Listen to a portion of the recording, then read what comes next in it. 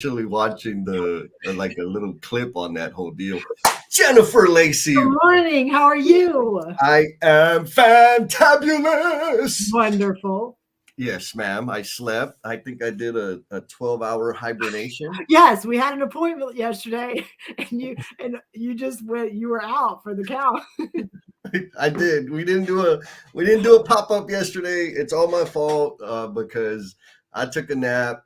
It was like 5:45. Oh yes, because it was like we got We just 6:30. We were going to do a pop. yep. And then I'm like, oh, it's 3 a.m. Damn it. Anyhow, so today, let's just let everybody know really quickly. Yes. We are going to be answering or examining the question, are you floating aimlessly? Yes. And we'll talk about where that idea came from, but we want to show some love and give a shout out. Mr. Aaron Gibson, the soul man. He says, good Yes. morning, you epic souls. What's up, Aaron? How you been? This TikTok videos, like I again, I don't get on TikTok very often, but when I'm scrolling and him and his music and he comes in with his strut, I'm just like, it always makes my heart happy. Yeah, he got it. Look, 7 o'clock coming in from Canada. Thank you, brother. Thank you for coming in super early. We've had some glitches, y'all. So, the normal tribe members out there in the Omniverse, I appreciate y'all being like patient and kind of working through the deal because not sure what it is, if it's a connection on the back end, but we create the event and then everything's fine. And then all of a sudden it starts at 3 a.m. So we had to create another event. Anyways, we're here. We're running a little experiment. So we're streaming on Jen's profile page on the LinkedIn and my profile page on the LinkedIn. Yes. And then, of course, YouTube and Facebook and Twitter. Oh, no, not Twitter. I didn't pick Twitter today. Anyhow, so we're going to be going at this. We got Mr. Adebambu coming in. He says, hi, my mentors. What's up? And then Aaron showing love. He says, oh, much appreciation for you both. So Jen, can you give us the backstory on the subject that we're talking about today? Sure. And so it started with, for me, I think the conversation started because there were a couple of posts out there. Like Lance had a post and another person had a post about just your passion or your vision or getting stuck and just kind of some different things.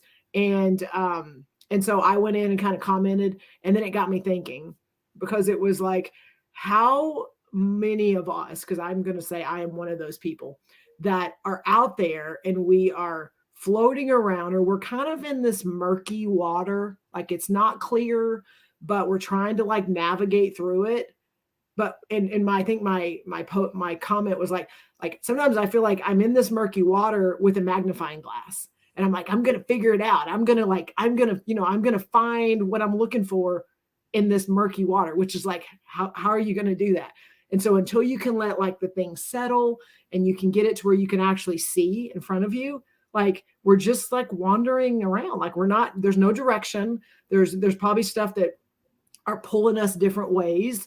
We could easily see a fish swimming by like you and just start following the fish, and like, we get distracted and things like that. And so our goal today was just like kind of digging into that topic of, one, do you feel like you're kind of wandering and floating? And then how do you get clarity? And what are some of those things that we maybe need to let go of, the baggage, things like that are keeping us from being able to take those steps forward? Is that close? I think you nailed it, girl. So, folks out there, No BS Tribe in the Omniverse, y'all best be ready because we are going to be talking about some stuff. Jen knows all my baggage, so she's probably going to make me talk about something Yes. shared. And I know her baggage too, so we got some people on this. We got some people coming in. We got DB Tunsil coming in saying with the big wave, what's going on, DB? So if we forgot to do, okay, I know you're doing this. Let's just stop for a second. Yep. And then you can bring Buddy back up, but can you bring the blue hearts up? Okay, so if you are new and this is your first time, not just watching, but maybe you are, you're starting, do you want to engage a little bit? You want to let us know you're there, because we don't know you're there unless you type. And we're not asking you to get all deep and vulnerable, maybe for the very first time. But if it's your first time either listening or your first time, like actually, letting us know you're there with the wave and stuff, like put a blue heart in your comment. And if you don't know where to do that, you just right click and it gives you the emoji option, and then you can go in and do that. So that's like a little cheat code, but put a blue heart in there so that we, the two of us, can know that you're new. We can celebrate you, but then also all of our tribe members that are here and that are like engaging, they can jump in and they can connect with you and they can follow your content and stuff like that. So yes. Boom. Yes. Blue heart. We want to know you're here because like straight up, we don't know you're here unless you comment and let us know that you're there. And if you're not ready for that, I understand. Yes, we know they're out there. Right. And especially you people, you know who you are, that come up later and say, man, that show was awesome. I'm like, you're like, what? You're like, yeah, I was watching. I was like, well, why don't you say something? Anyway, I love that y'all actually do spend the time to come out and hang with us on Saturday morning. So I want to give a shout out to Mr. Buddy Brumley. He says, dang it, I'm floating in the deep water. And then another DFW troublemaker, Jim Guntorius says, good morning. Yes. Then we got Miss Vicki Allen. She says, hi, Jen. Good morning, Vicki. How are you? Super glad you're here today. Yes, Vicki. And please don't give her too much attention. She Vicki's a blue heart. Yeah, she already added a blue heart. Vicki's a blue heart. So y'all connect with Vicki and jump in and let her know how much we love our people. Oh my God. Steve Martin, the chief marketeer. Buenos dias from the CT Connecticut. I know we got my buddy Lance Furuyama. We got to hang out yesterday. He's on here. For some reason, it's not making the feed, but I see you, baby. Okay. Oh my goodness, we got a bunch. All right, so we got people coming in. Oh, Jared, I really quickly invited him this morning. He's in the middle of some moving and relocating and doing some crazy stuff right now. And so, Jared, thank you for jumping in today. Yes, thank you, everybody. Okay, so we still got some more love. Yes. Amut is back, coming in from Toronto. It's a lovely Saturday morning. And he promised that he would be back engaged with the emotional bungee jumpers. Nice. He sent me a message, and I appreciate you sending me that message, Amut, because I was like, man, is he okay? He went back home to spend time with his family for a month, so he's back. Glad you're back, my brother. Yes. And then we got Minnie. You know Minnie here? I do. Good morning, Miss Martin. She showed up in a Minnie Mouse costume yesterday. She did. She wore the costume. It was so. Did you like my blonde hair? Just don't do that again. I got it right. No. Intermission. I'm scared because we have another show. Our next show is like the weekend before Halloween. I'm kind of scared. I'm scared how you're going to show up. We got to do costumes. We got to. Then we got Mr. David Renner. What are you doing? How you doing, my friend? Morning. Welcome. Good morning, David. Oh, man, look. Here we go. Angel Lavecchio, Curious Idealist. She says, good morning, friends. And then the troublemaker. Bruce, how you doing, brother? We will absolutely have the after party today. Yes. And also, I overlooked the blue heart. So David dropped the blue heart. Yes. So you already know, y'all. Go connect with him, follow him, support him. Welcome, my friend. Appreciate you coming up here. All right. So, folks, y'all, let us know where you're at. Let us know where you're coming from, and be ready to answer some questions because we've got some stuff baked up for you. Stuff we need y'all to contribute to the conversation. Absolutely. And so the big overarching question, and you went over it and you did a fabulous job, Jen, like, are you floating aimlessly? There's a conversation about, I'm doing this thing, and sometimes it just feels like it's mud and it's murky water, and what the hell are we doing? And so we decided, let's have a conversation. Yes. So, like, what's the first thought that comes to mind for you on your path, Jennifer Lacey, around, are you in a direction? Are you stuck? Are you moving? What's it feel like? Where are you at? I think for me, when I knew we were going to dig into this, like the first thing that popped in my head is like thinking about my career and thinking about like progress and like things that I've done and choices I've made, but also like the times that I just got the floaty and I just like went out on the water and I like had no direction and I was out there and I was floating around and I was making progress here and there, but like literally had no direction as to where I wanted to go. I was checking the boxes. I was doing everything I was supposed to do. And so I wasn't drowning. I wasn't doing things that were causing me to to go backwards, but I wasn't going forward. That's to me, like, those are visuals that I can think about versus like being super intent on, I'm trying to get over there, or I'm trying, like, this is my direction. And so what are the things I'm doing? I got to get out of the floaty. I got to get to a point to where, whether it's swimming or it's, I'm making progress towards something. Like, to me, that is the overarching, where are you on your path? Where are you? Do you feel stuck? Do you feel like you're just there and you don't have the ability, you don't have the momentum, you don't have what it is that helps you take that step? And you and I talk about this a lot, Jesse, is, let me be clear. I'm not sure where the end is. I still don't know where it is I'm trying to go, to the point where I go, oh, I made it. But I know that every day we do things, I'm not standing still. And that I am moving in a direction to something better, to something that I feel is impacting me more, is impacting the people around me, and serving the people that matter to me. Like, I know I feel those things as I'm moving in that direction, and as I'm figuring out, and the water's kind of getting clearer for me to help me understand what that means. So that's kind of what all of this is, and what I kind of thought about when we talked about this topic. So yeah, and I love that you talked about that space or period of time where you were present, you were doing the things, following directions, executing on tasks, but you felt like you were just stuck. How did you, I'm going to say this and then I'll ask the question. I think I know I've been there, and I know a lot of people that are exactly there right now. Some of them know that they're in that situation and it feels uncomfortable, and they're like, what the hell's going on? What is this? What, blah, blah, blah. Some of them don't, like, they're just doing it and it's not a problem. And so there's this thing that happens somewhere, some reason, that you're just floating along with all. If anybody's ever been on the Guadalupe River here in San Antonio, like, you float in the summer and it's just bank to bank of the river, everybody's on tubes, and you really can't tell that you're moving because everybody is moving at the same pace, and you're just kind of there, but you've actually progressed down the river quite a bit. Now, in real life, what's happening is we're all kind of there and progressing down the time horizon, meaning the clock is ticking, baby. Yes. And then all of a sudden you get separated from the pack, and you can see the rate at which time is passing. You can see, like, oh my goodness, I've moved this distance and all I've done is sit here. Yes.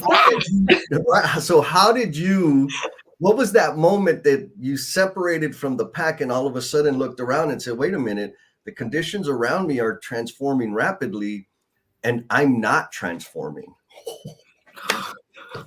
Just that. I think for me, it was a little bit of like the career. I'm in construction. So the career I was in, some of that to me was stability. So some of that was kind of stabilizing to kind of go, okay, where am I? What am I doing? And being able to be aware of that. And then for me, it was just the people that were around me, and engaging with people that literally were on water skis and were like flying by me and were going. And they were going, and I'm like, I can continue to sit here and I can continue to be content in where I'm at.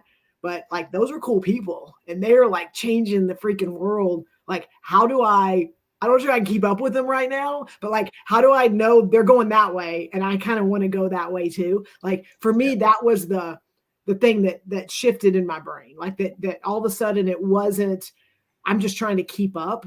It was like, I want to do what they're doing. And and they were in construction. So it wasn't like I now want to be able to build, $500 million projects. Like it wasn't that, it was the things they were doing, the way they were impacting our industry, their teams, our, people, and how they were showing up and how they were doing things differently. I'm just like, I want to be in that space. Yeah. Okay. So I think that's rather. It's a segue to you now because I had some questions now. Well, sure. After we recognize our amazing tribe, of course.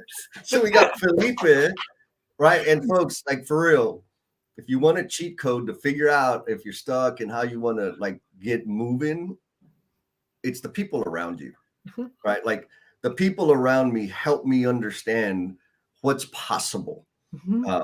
And also, what's stupid? If I'm not careful, the people around me are helping me stay stuck exactly where I'm at. Yes. Then we got Miss Magana Dakan. She says, "What's going on, Magana?" She says, "I can so resonate with you. We keep on doing things, but still somehow we have no idea where we are going ahead." Right. And I want to be clear, like, this is not a judgment. No.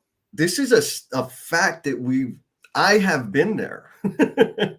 And for me, the big thing is I don't have to be there, right? I can do it differently. I can do things on purpose so that I can separate from the pack and not just float along while time is evaporating. Mr. Chris, what's up, Chris? Chris says burnout is very real. Take time for your mental health. So even though we're just on that, we're going to keep using the river analogy. Yeah. Even though we're just on that river floating along with everybody else, we are burning out, right? Like you're spinning your wheels and putting out energy and doing the things that you're supposed to be doing with very little fulfillment coming back. Yes. And sacrificing yourself entirely. And if you've done it on the river without the sunblock, your ass is going to burn. You come out red. So you got to take care of yourself while you're going along the way. Who else we got here? We got Mr. Vincent coming in from the Deuce Dime. What's up, Vince? Coming in from San Antonio. And then James Gable coming in. Good morning, James. What's up, James? How you been, my brother? The Uncommon Communicator. Yes. You got to go check him out if you haven't. And if you're on TikTok, he has a TikTok page account. It's the Uncommon Chef, and he posts like the most seductive videos. They're all about food. So if you can't tell, if you want to get me, just give me some food and you got me. There's one more comment I want to go, and then you can hit me with the question, Jennifer Lacey. So Mr. DB Tunsil says, has anyone, after you correct the aimless floating, start progressing, and you decide you want to go into a different direction? That's a good question. That's a perfect question. And then Will Sullivan says, hi,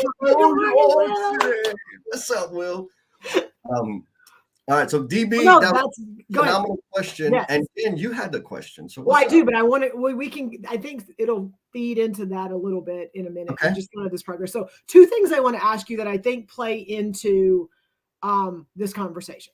2 stories that I think you can tell. So we were floating on the river. We'll stay with that. Okay. So 2 things. Number 1 is when we're floating and the people around us are bumping us and we're getting splashed and we're getting irritated.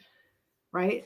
And yet all we do is just stop and make a phone call and go, these people, they just won't get out of my way. They won't whatever, but we're not doing anything else.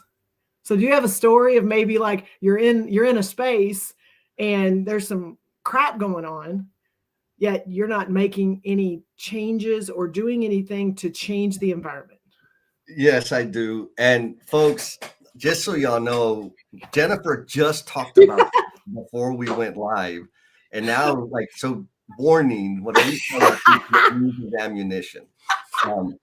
So yeah, I mean, and it touches on the question, right, that DB brought up, right? After you correct the aimless stuff, and is there a change in direction? For me, absolutely. So the situation that Jen is tattletaling on me about is I was, early in my career, I was a plumber, And then I became a foreman, not because like it was my goal to be a foreman. I was just sick and tired of all the other sorry ass foremen. Like I knew I could treat people better than they did. Um, and so I took the job. And then I was a foreman and I did pretty good at it. And there was a superintendent position open and I didn't apply for it. And the production manager sat me down. He's like, "Hey, Jess, why, like, you haven't applied for the superintendent role?" I was like, "Yeah, I know. Like, I don't want to be a superintendent. Like, what? I'm fine." Because my goal then was just to kick every other foreman's butt. Right. Period. Like, I didn't want promotions. I just wanted to beat everybody. And he said to me, because I'm pretty vocal, right? Like Jen pointed out, like, especially I've always had this thing where I have very high expectations of people in leadership positions. And so anytime superintendents were like being less than awesome, I complained and I raised the flag and I brought the issues forward. Not just complaining, like there were real issues that needed to be resolved. And he says, "Jess, I see you haven't applied for this job. I can't tell you who's applied for it, but there are other foremen that are your peers." I was like, "Okay." And he says, "And if you don't apply for the job, I don't want to hear jack squat from you about how great or how poor a superintendent they are." And I was like, "You dirty dog." Like he called me out, right? Like he really said, you're proactive and you always bring issues up, but you're not doing anything about it. Like this is your opportunity to do something about it. He didn't say it in those words, but that's what I felt. I'm like, damn it, you're right. I got to do something. And so that's probably when the idea or the philosophy, it's one of the philosophies that I adhere to, is don't complain about anything you're not prepared to take action on. Yes. Right. Yes. And I should have learned that lesson when I was an apprentice, because I used to always complain like, "There's no cold water, we don't have ice, this is, the jug's empty, you're treating us poorly." Guess what happened? I became in charge of the water. And so like it's exactly that. If I'm not prepared to take action on something that bugs me, I don't need to complain about it. No. Right? Suck it up or do something about it. One or the other. And complaining is not enough. Now, so back to the question that DB brought, right, is after you correct the aimless floating, because I was doing good. I was kicking butt. I was beating everybody.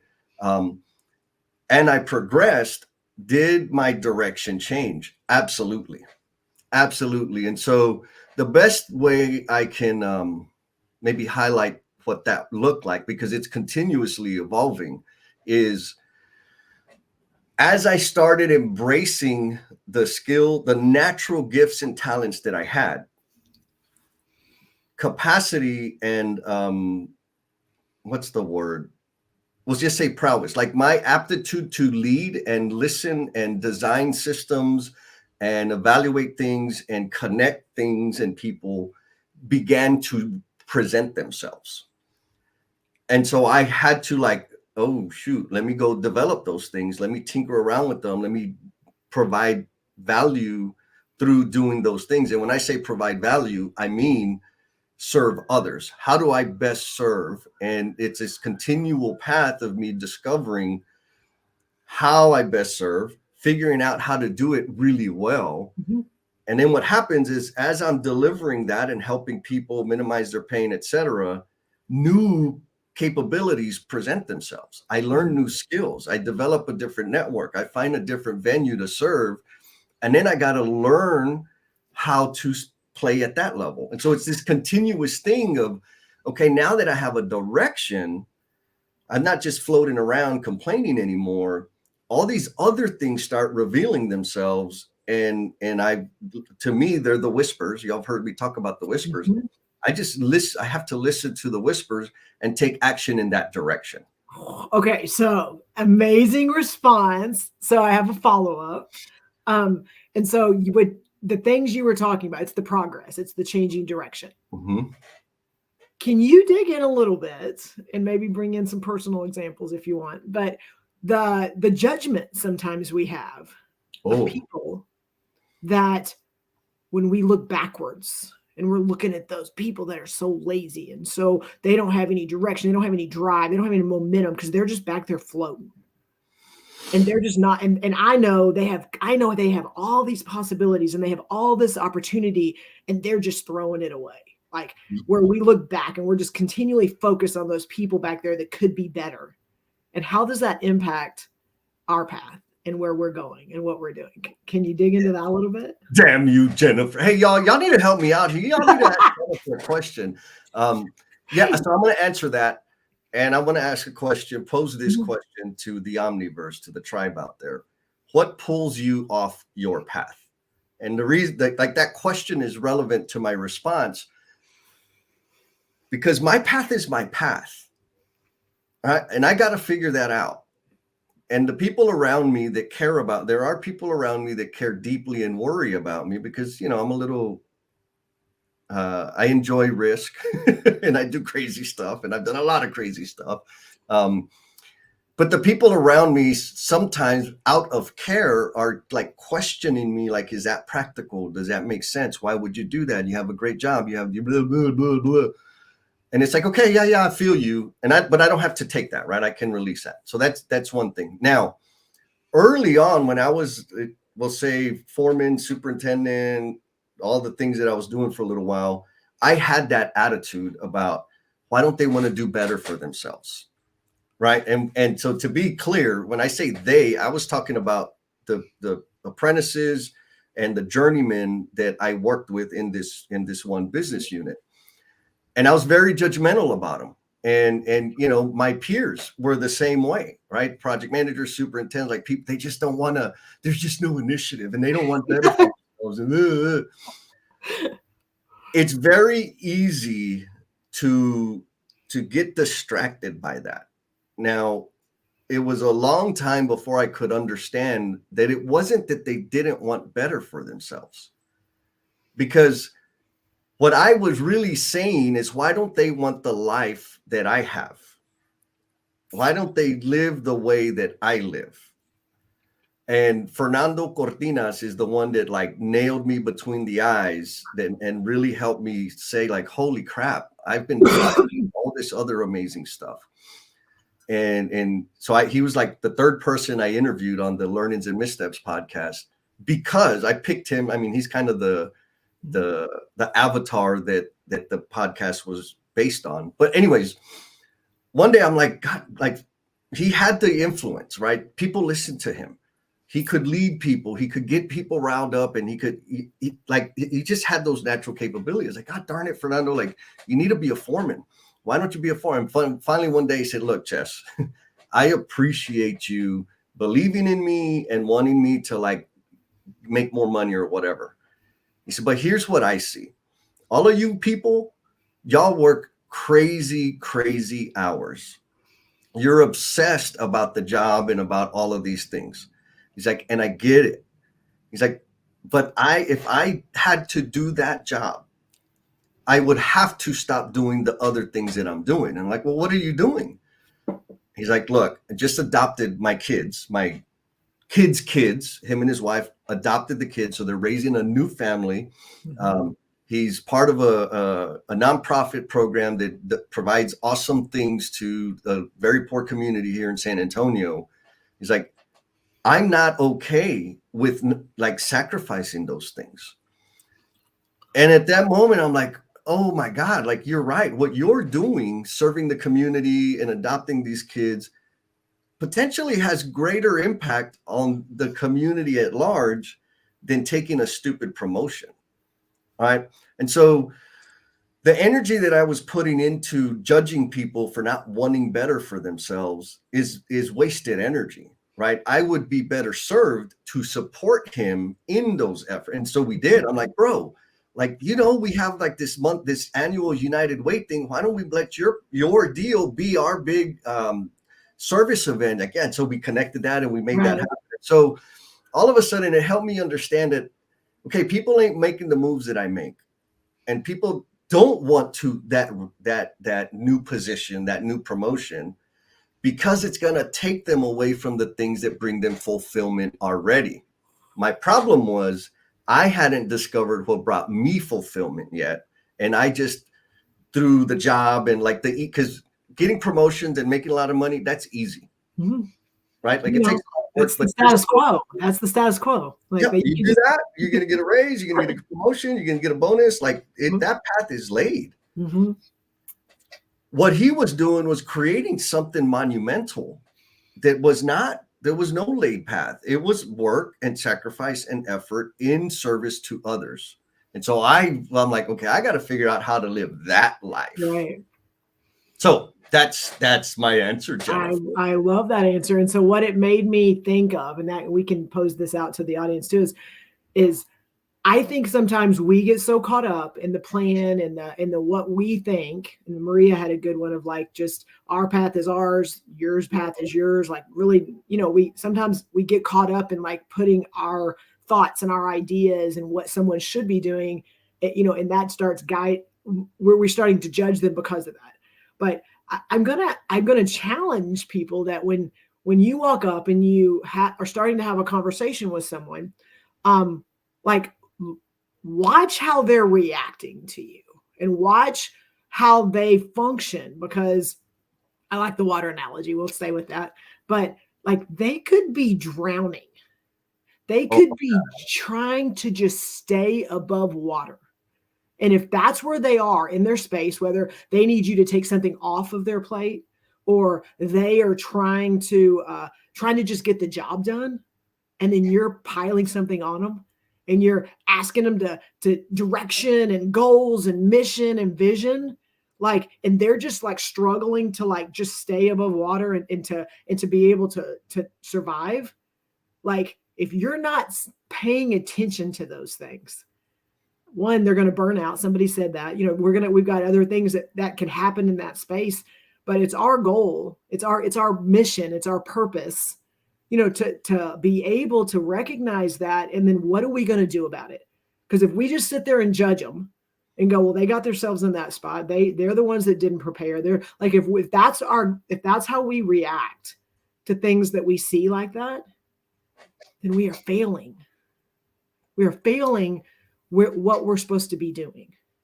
Because every one of us, and I'm looking at all these names over here, they're all in positions to impact and influence and to do things for people. And if we are in a space, and not many people are here, because I know we're all in this journey together, is that if we're not recognizing that, how are those people ever going to get to a place to where they can just like look at the horizon when they're just trying to survive? 100%. So there's some comments in here. We Yeah, got to yeah. match up. So DB Tunzel says, I simply ask, you are right. My path isn't someone else's. And we got to know that. Maria Minnie Martin says, no judgment for folks floating or going step by step. Your journey is yours and my journey is mine. You and I had a conversation about solutionizing the other day. I was like, hey, I think there's something else going on with this solutionizing thing. And what I mean by, for folks that are new and haven't heard solutionizing is the cousin to unsolicited advice. It's when we come in with all of our wisdom and our knowledge and impose it on other people, whether they asked for it or not. Yes. That is solutionizing. And so, one of the things because a lot of us do that in our work because of the conditions of work and all that other stuff. And we create dependency, etc. Another thing that I think happens, or the reason that we stopping or breaking the solutionizer habit is so difficult, is because the ego boost that I get from blessing people with all of my wisdom, right? Like, and so there's a deeper thing there, meaning if my efforts and the words and all of that are in service to others, that's a very different path than my efforts and words and energy in serving myself. And so if I'm jumping in to give you all my cheat codes and all the things that I've done and how you should do it and what you should do, And I'm doing that to feel good about myself because I can Oh, say I that dopamine boost. Yes. right, like I helped that person. Mhm. There's a problem there. That Mhm. that creates immediate disconnect because the other person can sense that. Mhm. And then I wonder, like, okay, why aren't they taking my advice? They never freaking asked for it. That's not what they were One, and looking for. two, I wasn't giving advice to serve them. I was giving advice to serve me And feel better. and feel better about me, right? Like, what do you think, Jen? No, I 100% agree. And in our conversation, we were digging into like why people, and it's not even a why. Like we work in a industry, a construction industry that there's a lot of egos. There's a lot of seasoned people that are they're the big person on campus, and they've come in and they've got experience, they've got tenure, they've done a lot of amazing things, and they are in spaces to where it's almost like they wear that as a badge, and they've got to make sure to prove, hey, I've done this, I know, so I don't need to hear what you have to say, I already know, or I already tried that, it didn't work. Like those are conversations that we see and hear all the time. And because that's the industry we're in, having to prove ourselves, validating our credibility, all those things that you and I talk about all the time, it's we lead with that. We lead with, let me prove myself, let me prove that I bring value, let me prove to you that I know more, that I've got it, that I can do this, without ever like stopping and even thinking about what's the ask. I mean, like we'll be in a conversation with people, and again, most people, because of who those senior people are that come in like that, they're not going to push back. They're not going to go, no, that's not what I was asking. They just listen, and then they go on, and there was no value exchanged because Mm, we didn't ask, and the person that was there wasn't receiving it because that's not what they were looking for. So yeah. all of that, we talk about waste in our industry, like how much of that happens, and then like both people leave thinking this is not what I asked for. Oh, I have now graced them with all of this knowledge, and now they're going to go and be amazing. Like all of this happens, and like none of that is what is actually going to bring value. Yes. Yes. And so, like breaking the habit and getting clear on how do we do that? How do we serve each other? For me, the one of the big things that has helped me, and James Gable points it out, right? It's the people around me help me see what's possible. And so if I surround myself with floaters, that's funny. I didn't mean it that way. But if I surround myself with There floaters, are some out there. right, and solutionizers, guess what? Like I'm naturally going to be displaying that behavior. Now, when I surround myself with people that are actually going to take action on things instead of just complain about them, guess what? My behavior changes. And now, on that change, um, Curious Idealist points this out, and this is real, and I think people are feeling it. Angel says, I think it's important to be ready to change directions. When you pick a destination, there may be multiple paths to get there. Mm-hmm. She goes on to say, when we start one way and it's not working, we need that GPS to say rerouting. Right. It Right. doesn't mean someone else's path is wrong, even though y'all may be going kind of trying to get to the same place. I think a lot of times we are that judgment that we talked about earlier is like, that's wrong because that's not my path, or that's not the way that I'm getting there. And we don't stop and realize that like there's not many places on this earth that there's not multiple paths to be able to get there. Yes. And you already know my cheat code. My cheat code is do the damn thing, make a decision and head that way. Now, there's a lot of things that can take us off our path that'll steal our attention. And James shares, as someone that doesn't enjoy risk, inaction and the now keep me from my own path. What do you think about that, Jennifer Lacey? Inaction. Yes, I agree. And so I think it goes back to where the very first response I said, it's the people around you. It is the Mhm. people around you that it's again, all of us need that stabilization, that rest, reflection, those times of like, okay, let me get settled. Because if you're constantly, on a boat, or you're in the waves and you're constantly fighting and pushing, and like you need to get a breath and all those things, and it keeps hitting you, and you're trying to, like, you're not going to be able to, like, okay, here's, like, this is the next step.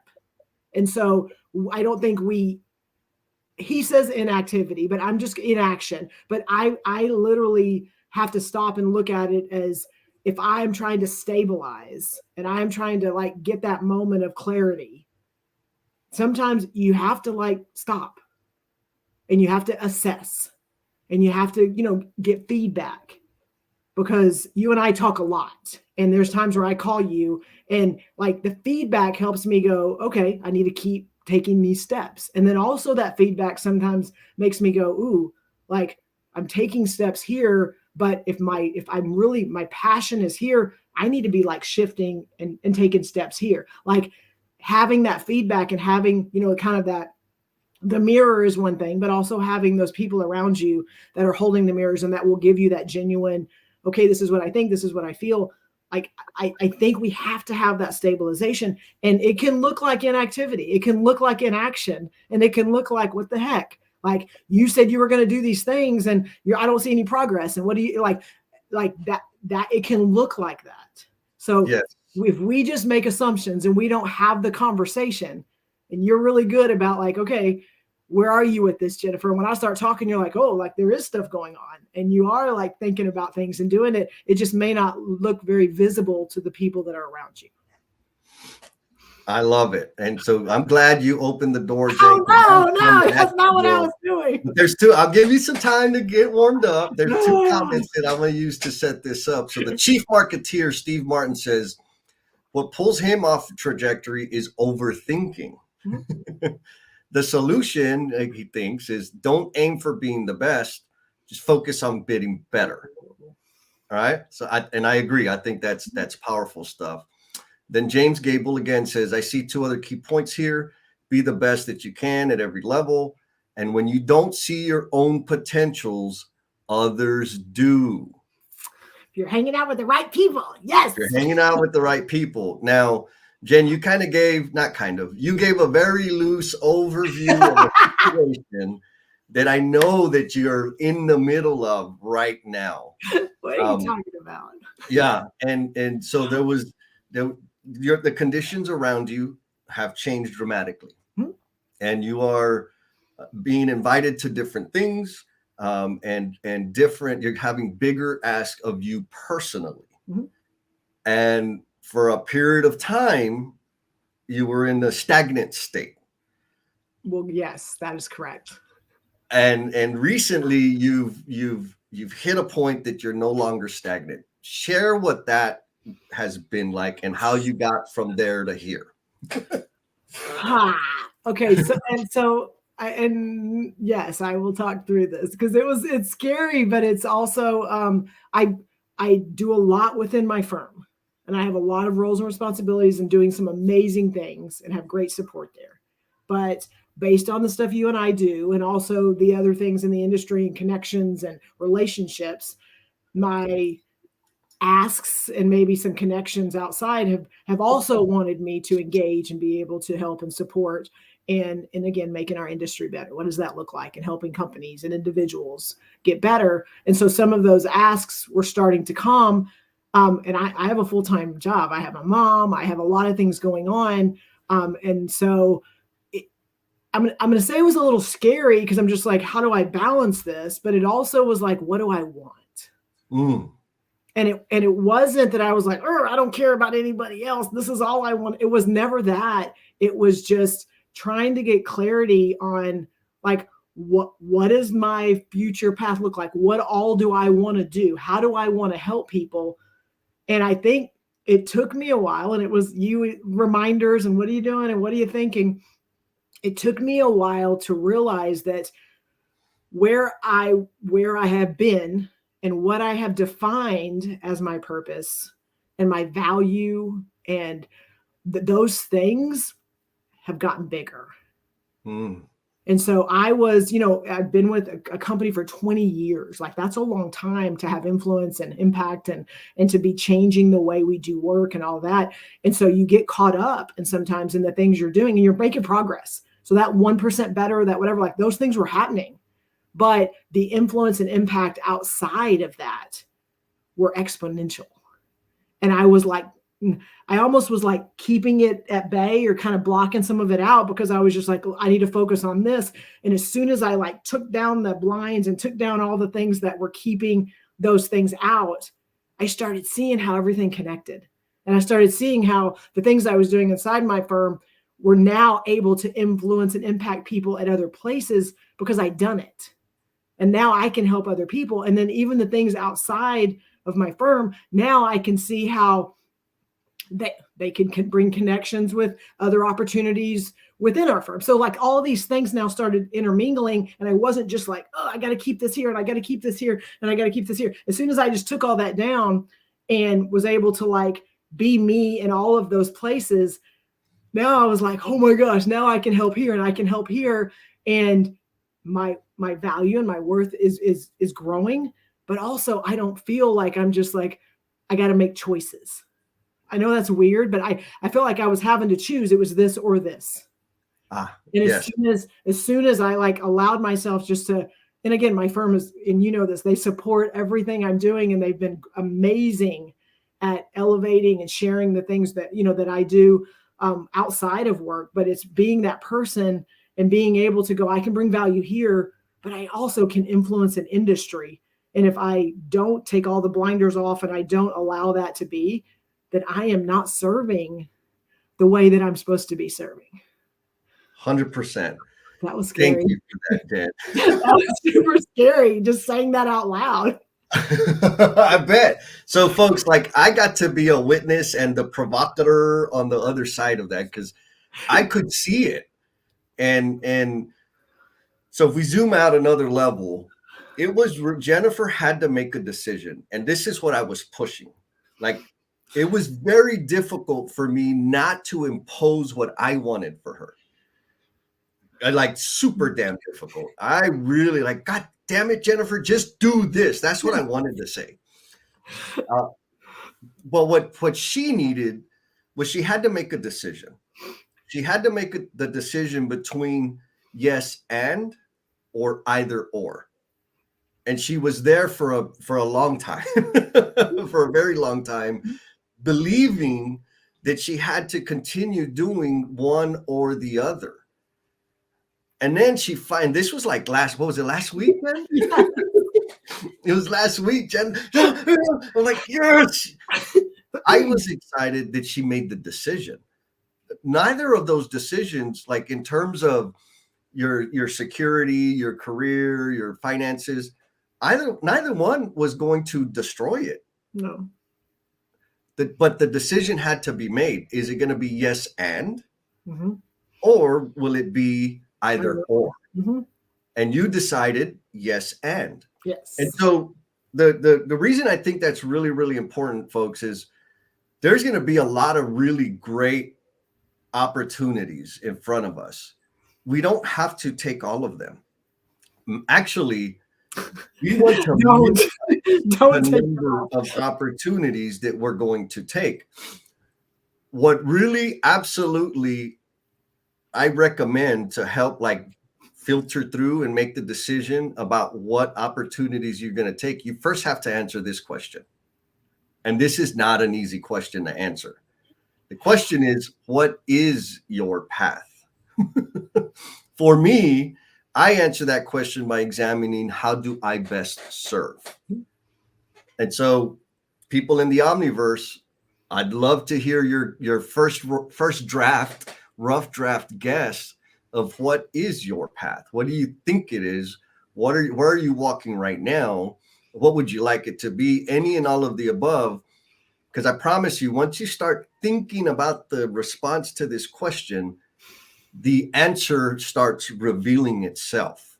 And when I'm taught like super, I want to be extra rigid about this, not the path of your company, not the revenue growth of your department, I'm talking about the person that is in the chones that you're wearing right now. That human being, what is your path as an individual, as a human being? And get there.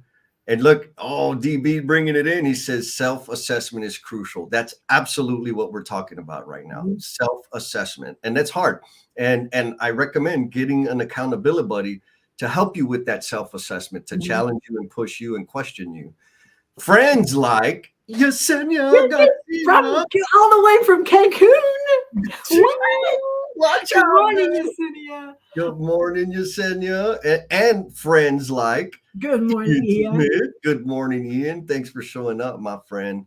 So let's see.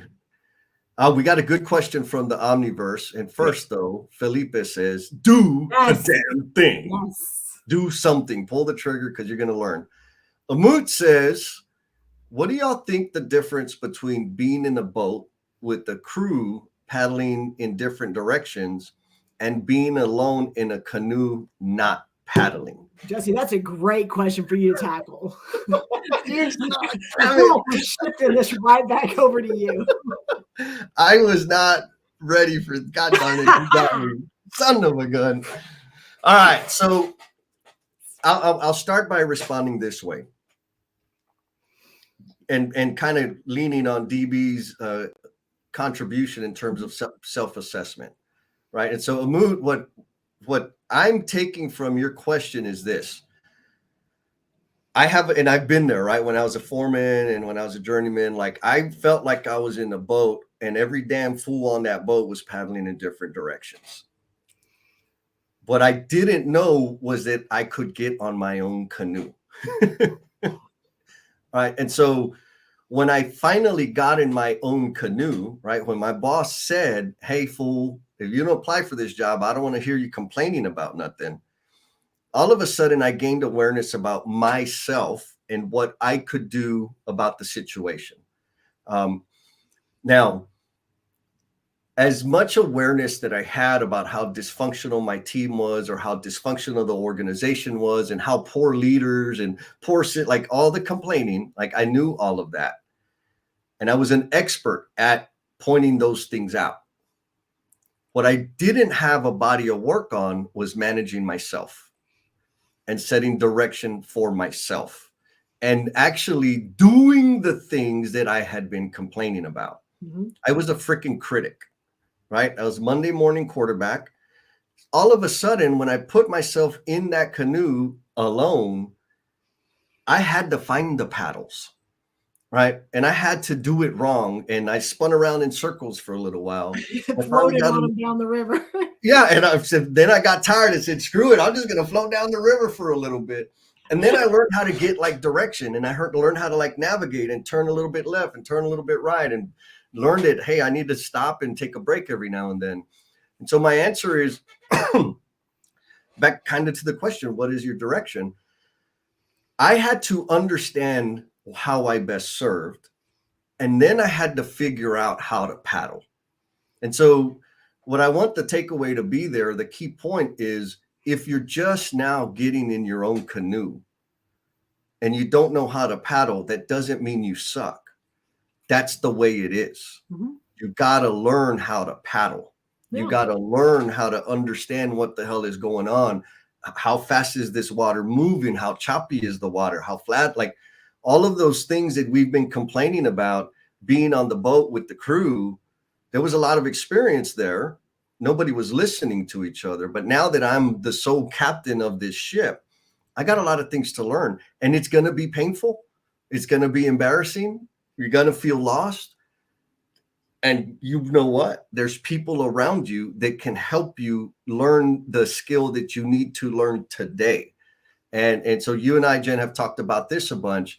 People show up early in their career or new to a role, new to a thing, and we want to be the excellentest, most fantastical person in the role ever. And we haven't learned the fundamentals.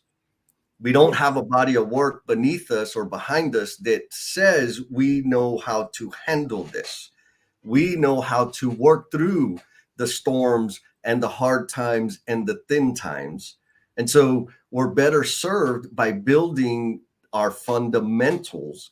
And the way to do that is access people that can guide you, that have done it before, to coach you through the fundamentals. What do you think, Jen? 100%. How did I do on my answer?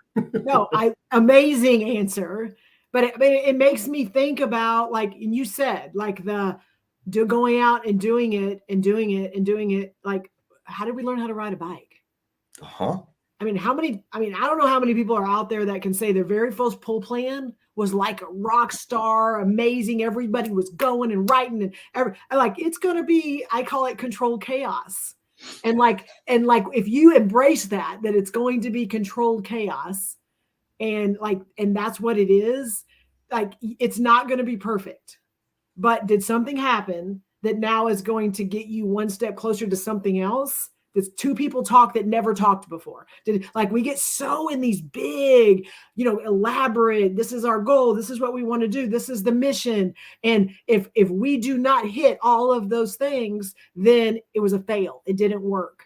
But we've got to stop. We've got to stop getting so focused on that, and like being in the room and being present.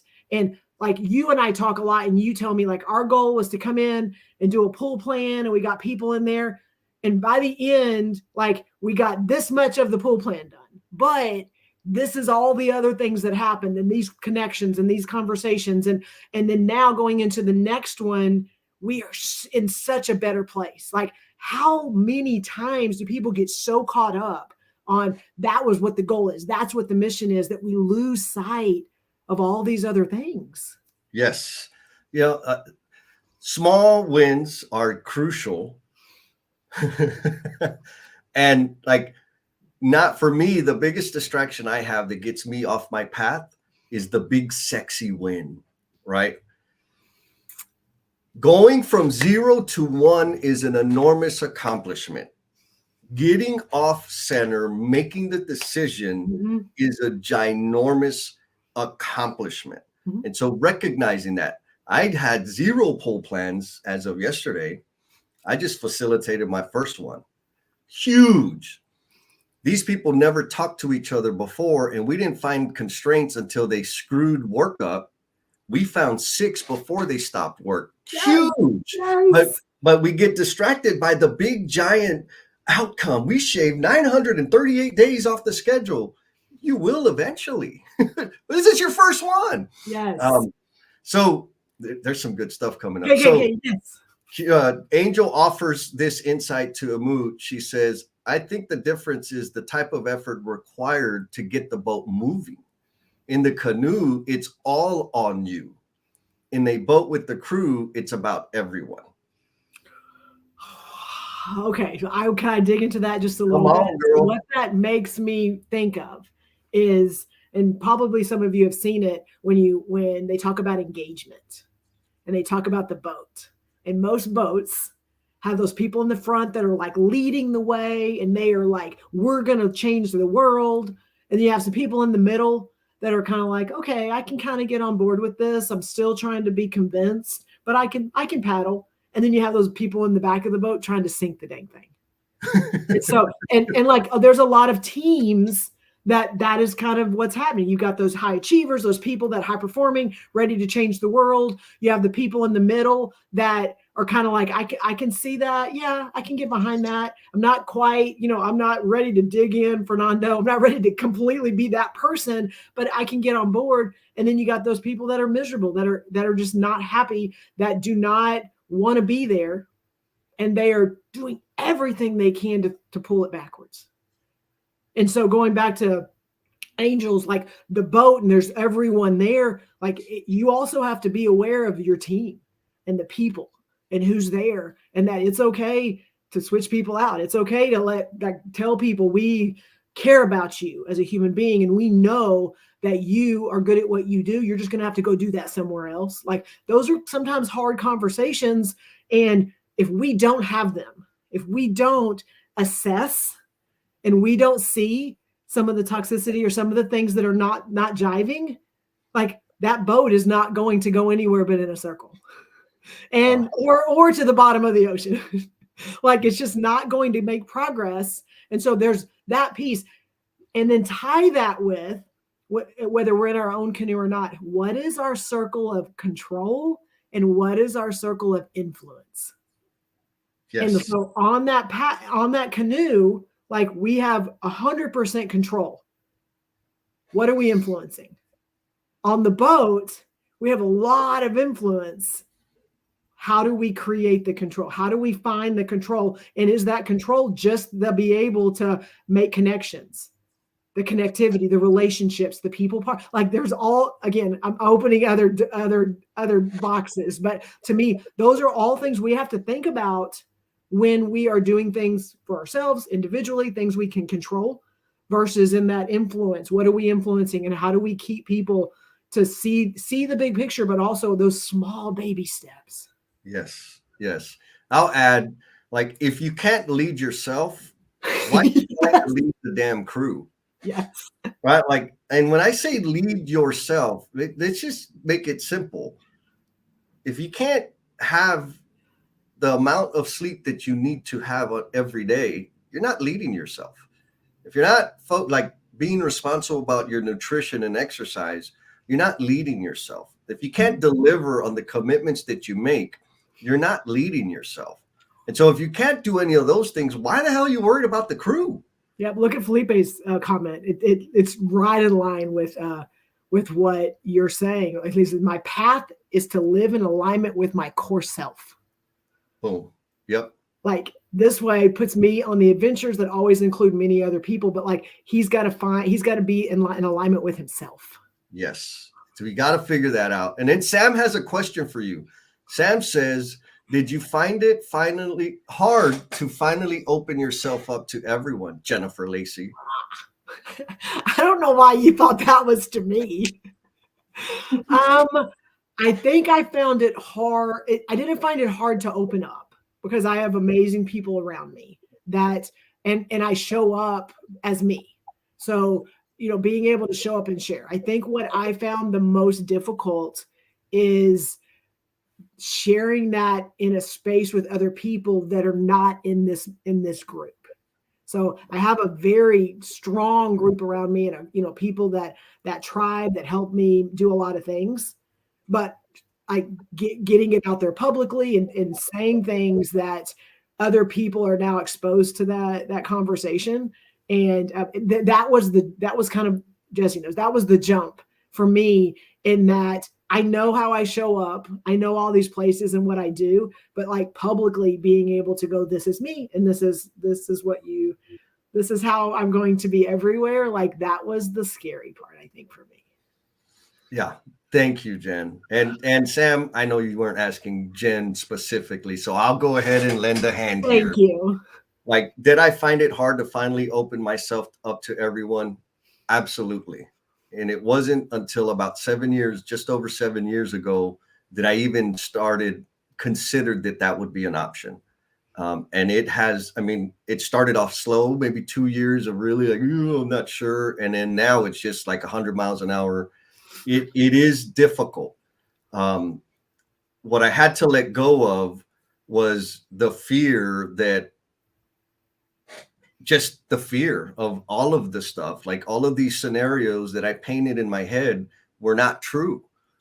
The only way I discovered them to not be true was by actually taking the action and doing the thing, whatever it was, in terms of letting somebody in. Mm-hmm. And then like the sky didn't fall down. I'm like, oh, let me do that again. I did it again. The sky didn't fall down.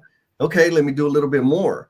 And I mean, hell, I just wrote a book with like 95% of all my garbage because the sky doesn't fall down, right? Like some people are going to love it. And I want it to impact people's lives. I believe it can. I believe it has. And I also know that some people ain't going to like it and they're going to cut me from their network. And I appreciate that. Like, I understand that. I may not be good for your image. Like hanging with me could make you lose some cred. So you have to balance it. And so there's a couple comments in here and some folks that like straight up are saying what their path is. And I want to make sure we recognize them. So Ian, he says, just when I think I have it figured out, I get humbled and I learn more about myself. It's easy to go down a path and feel like you're lost.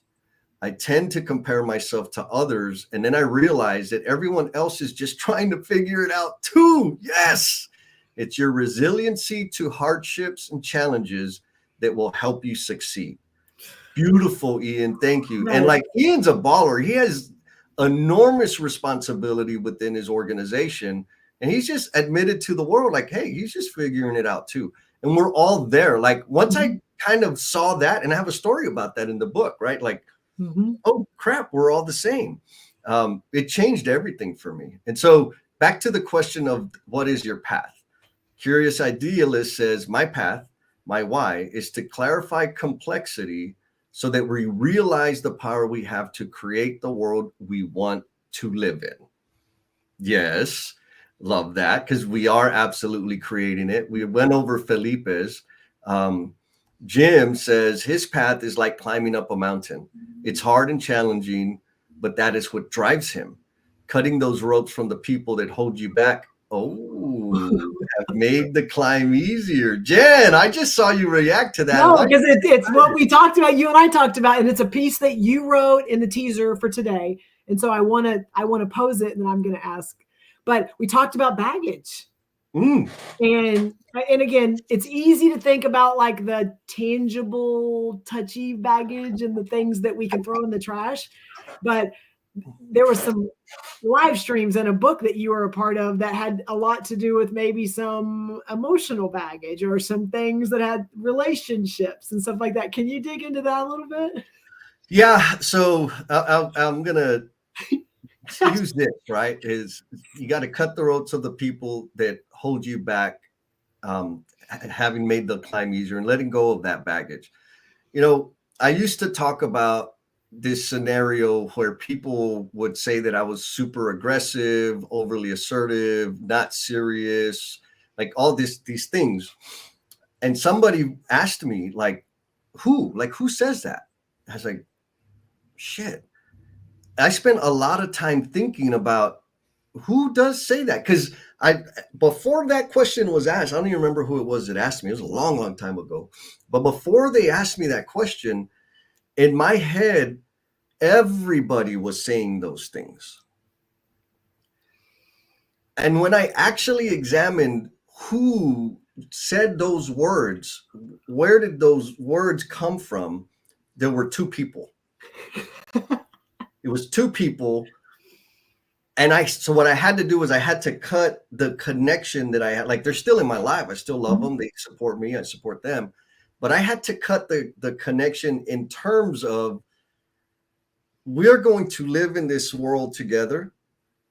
I recognize that you're not going to be on my path. You don't care to help clear the path, but we can be a witness to each other's lives. And so there's those types of things that are in my head. And Magana says, right, fear of what people will say is always there in the mind of everyone. 100%. And so one of the things I do to like manage that, because it may seem like I don't really care, like I'm not worried about what people, but I do. Like, I freak out about shit. What am I going to wear today? Am I going to comb my hair? What about the reflection in my glasses? Like, there's all this stuff that goes on in my head because I'm worried about what people are like, what the negative outcome of whatever it is may be. And I've learned to ask myself this: what could also be true? Meaning, yes, it is true that people can dog me and people can hate me and I could flop and it could be a total waste of everybody's morning. What could also be true? It could also be super engaging, super fun, deep, meaningful things, cheat codes like Amut says right here. Sometimes opening yourself to others starts with the blue heart, right? Like that? And so, you know, in terms of letting go of the baggage, most of the baggage, rather, I'll say it this way. Yes, I've cut people out of my life. Yes, I've left people behind at the train station, 300 miles back there, and they can get on the train and come catch up whenever they want. But the baggage that I had to let go of was the self-imposed baggage, right? The poor self-image, one, the reputation. Like, for a very long time, I was the crazy wild guy that would race you down the street in his underwear just to have fun. Like, I was Stifler. Mhm. And I liked the attention that I got from being Stifler. I was the aggressive, assertive guy that would say things that offended people. And I didn't give a damn because I was going to tell them the truth, right? I'm a speaker of truth. But I offended people and I minimized them and belittled them. I liked the reputation that came with that. And so I had to let go of the baggage of this reputation, because what it made me or turned me into was a shell of what I could be. And I was doing this thing that other people, they got value from it, but it wasn't helping me grow and it wasn't helping me serve. So there was, I mean, in terms of baggage, that's some of the things. How'd I do, Jen? I think you did great. And so I want to say this, and this was kind of going to be my wrap, but I want to say it because there may be some comments that go along with it.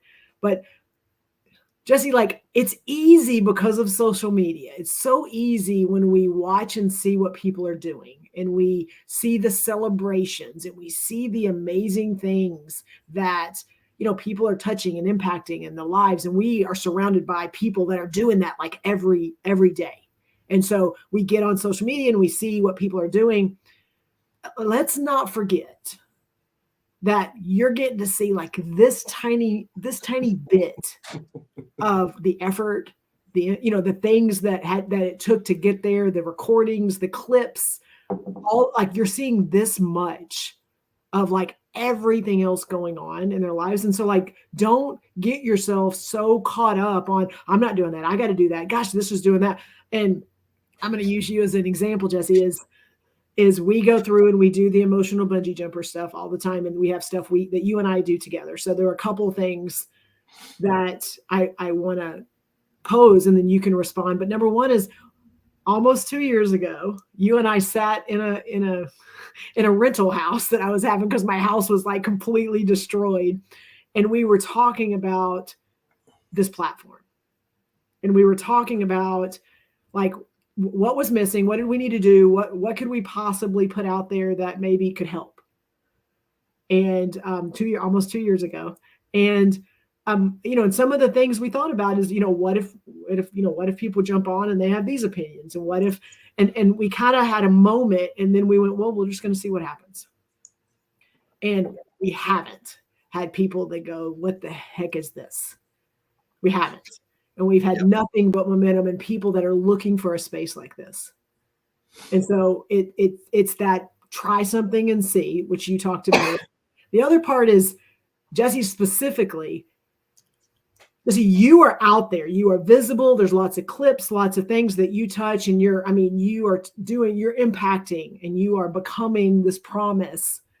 But when we go through that emotional bungee jumpers exercise, do you have problems? Absolutely. We all have problems, right? Now, I think that and it's funny because I've seen it happen a couple times, specifically in that exercise, where people are like, I don't have a problem. I'm like, oh, you got a lot. You have no idea. But the fact that I have problems only means that I'm human, right? And yeah, I want to touch on the no BS thing and what it's become, and what it continues to grow into. Is you and I right out of the gate said, hey, it's not about followers, it's not about metrics, it's not about whatever. Mm-hmm. Yes, people may show up and hate, and we might have trolls, and we might be judged and all of these things. Mm-hmm. But if we help one person, mm-hmm. it's a win. Yep. And I think, again, back to kind of what we were talking about at the beginning, is we decided to do this in service to others, mm-hmm. to bring some value and some a place for people to come and have these types of uncomfortable, raw conversations with my story and your story as the background, like our ilk, our goofy, embarrassing, whatever, short-sighted stuff. Mm-hmm. So that we can talk about these things with other people. Yes. So anyhow, I think that's really important. Like when I'm doing something in service to others, it always works out. When I'm doing things to serve my own needs, it's hard work. It's a pain in the ass, and I'm not having fun. I'm not experiencing fulfillment. That's my thought. Yes. We have Yes. some great people that are like, I think, like rolling out, like Thomas, and just we have some really good people that are they're tying this up really well.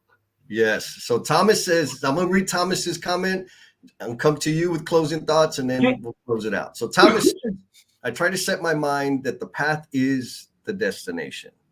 Whole. When energy is low or faced with conflict, I think to myself, my greatness is in the next 5 minutes. Oh, yes. Let's roll, baby. Thank you, Uh, Thomas. So closing thought, Miss Jennifer Lacey. okay, two, and then I'm gonna, because I got 1,000 things I can talk about. So feeding off of Thomas, like when you're in that middle of something, how does this impact the next 5 minutes? How does this impact the next 24 hours? How does this impact the next 7 days? Like putting those things in perspective can really change like this whole big thing you're trying to do. So I love that. And I think the other piece is like when you are in the middle of something and you're like struggling or you're trying to navigate it, like put it out there and give it words and put it out in the world with another person. Because Yes. like like I call you with things that are in my head and I get it out, and then now I've said it, I've voiced it, and now someone else can like we can have this conversation about it. But so many things stay in our head because we're fearful of judgment or whatever it is. Like just get it out and have the conversation with another person, so at least like there's some momentum somewhere. So that's it. Boom.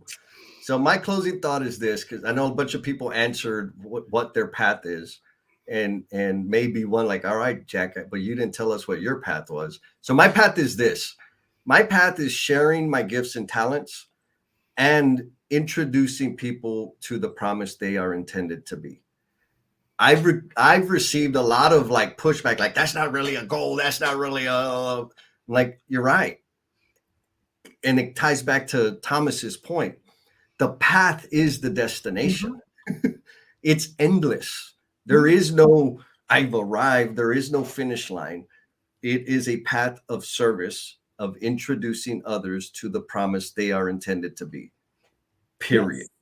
Yes. And what that helps me do is not say I'm surrounded by floaters. So, folks, thank you for showing up and hanging out with us. There's a link out there for the after party. Hope y'all are going to be there. I'll do my best to kind of get it on all the different socials because we're over a couple of minutes now and I totally forgot about it. But it's on LinkedIn. If you can find it, hit it up. We want to hear from you. We want to hear your thoughts, your takeaways, and we want your ideas so we can build on that for the next conversation. So we'll see y'all later.